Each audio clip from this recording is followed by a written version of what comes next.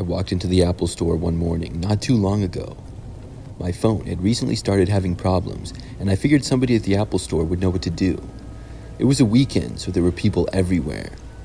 I walked inside and wanted to find somebody to help me. As I approached the counter, I realized there was only one guy available. All of the other employees were occupied with either helping people work an iPhone or angry customers getting their screens fixed. Unfortunately, this worker didn't seem to have very many social cues or good hygiene. He had an odd build, messy hair, and a super shaggy beard. His eyes darted around nervously, making me wonder what was going on in his mind. The way he carried himself seemed a bit off, like he didn't quite fit in and was well aware.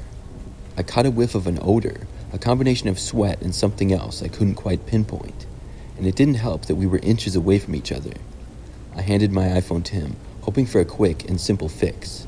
I had come to the store because my phone had been acting up, freezing, and shutting down unexpectedly. It was frustrating, and I needed it to be functional for my daily tasks and communication. I assumed it was just getting old, and I was hoping maybe just the battery would need replacing. After dropping off my phone, I left the store hoping to put the encounter behind me.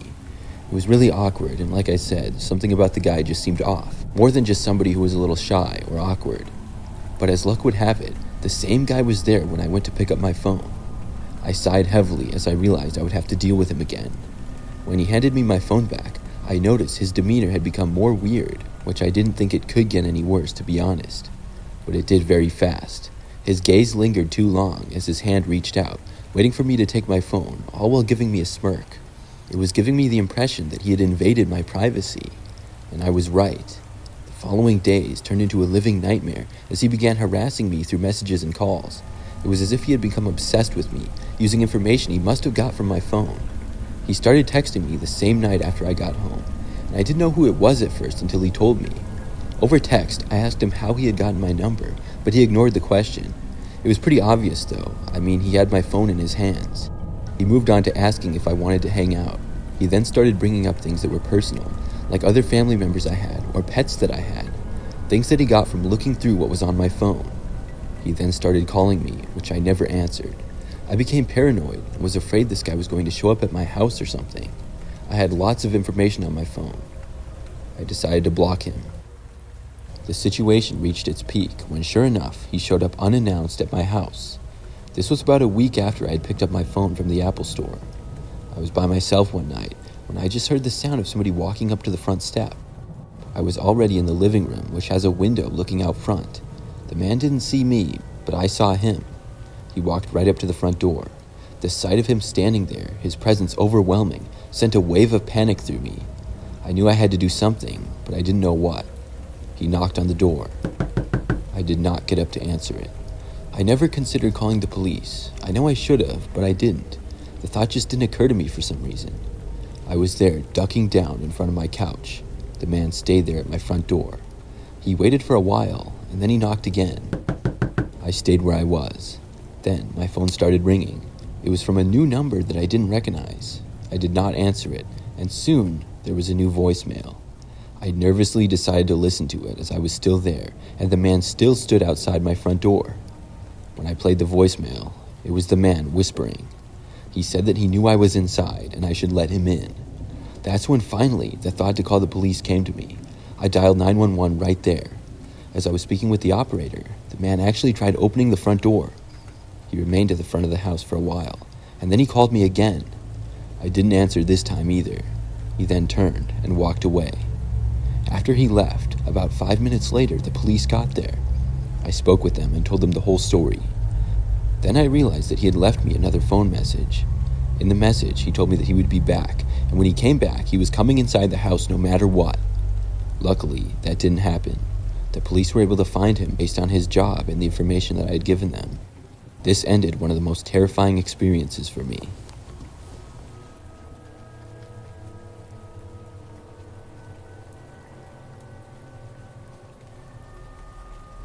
So there I was, heading to the Apple store with my iPhone acting all wonky.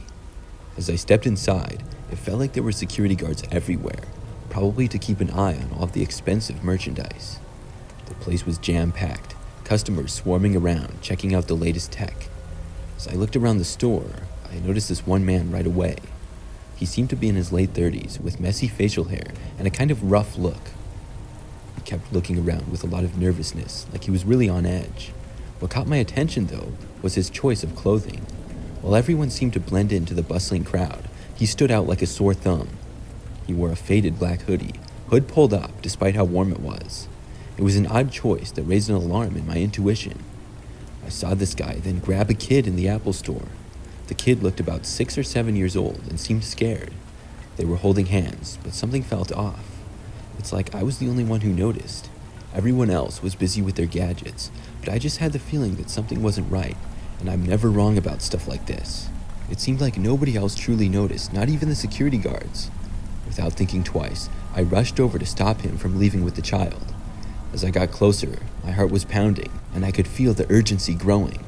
The man looked nervous, his grip tightened on the child's hand. I knew I had to act fast before he could escape. I trusted myself and shouted, "Hey, let go of the child!" My voice cut through the noise, and people started turning their heads to see what was happening. Caught off guard, probably thinking that not a single human would notice that he took a child, the man hesitated for a moment and then let go of the child's hand. He then made a run for it. Relieved that the child was safe, I knelt down and asked them if they were okay. They looked a bit stunned, but nodded while hugging me. By now, the security guards had realized something was going on. I quickly gave them a description of the man, telling them how he had just run off. The chaos settled, and the child was safe.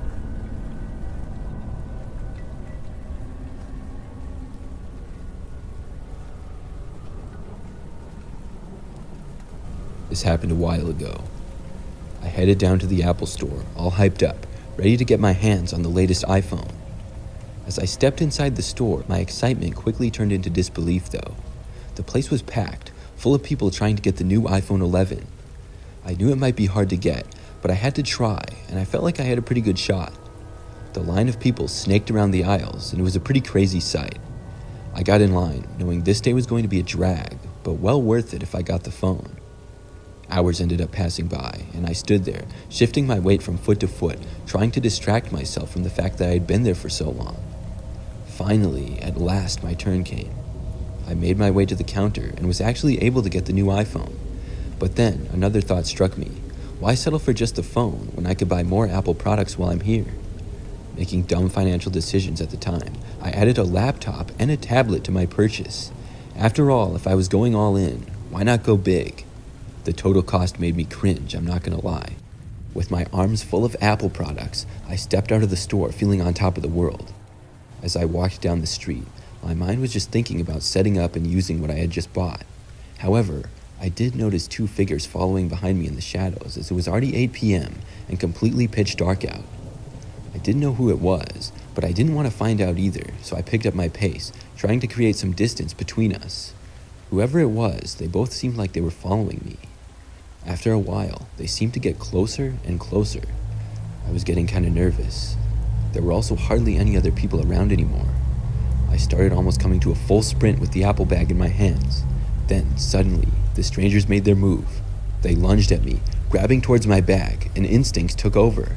There was a bit of a struggle, but I found myself fighting back, throwing punches, and doing my best to defend what I had. In the middle of this 1v3 brawl, I had a realization wash over me. Here I was, putting up a fight, risking harm and damage, all for a few Apple products. I had to make a choice between my safety and a couple of pieces of technology. In that crucial moment, as my fist swung and the struggle intensified, I made a heartbreaking decision. To that point, I had never gotten into a fight before, only wrestled some older siblings in the past. But this was a way different experience. They were beating the pulp out of me, so I knew what I had to do. I let go of the Apple bag. I released my grip on the very thing I had worked so hard to obtain. But I knew it was the right thing to do because losing my life was way more valuable than an overpriced camera with a phone attached to it. The thugs snatched my Apple products and they ran out of sight as I stood there, battered and bruised, but alive. I continued my journey home and the realization of what had just happened sunk in. When I finally reached a mirror, I took a moment to assess myself. I had a busted lip and some various bruises and cuts. Really, I just felt lucky to be alive though. I'm glad the men stopped beating me when I gave up the products. Obviously, I reported everything, but never heard back about it, so I think whoever did it is likely still out there.